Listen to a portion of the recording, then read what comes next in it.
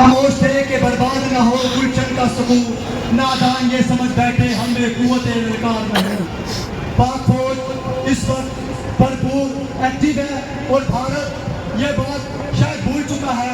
ہمارا نوجوان 17 سال کی عمر میں محمد بن قاسم کی شکل میں سندھ سے لے کر ملتان تک علاقہ فتح کر لیتا ہے۔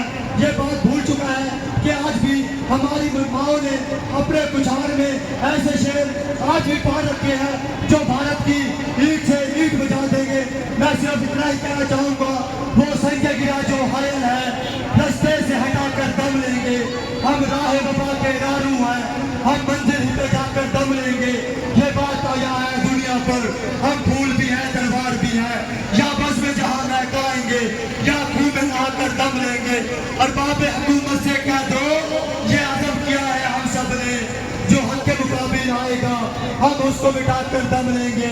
یہ امریکی دلال بڑا کیا کر کے ڈرائیں گے ہم کو، ہم حق کا نشاں ہے دنیا پر، ہم حق کا نشاں ہے دنیا پر، ہم باطل کو مٹا کر دم لیں گے۔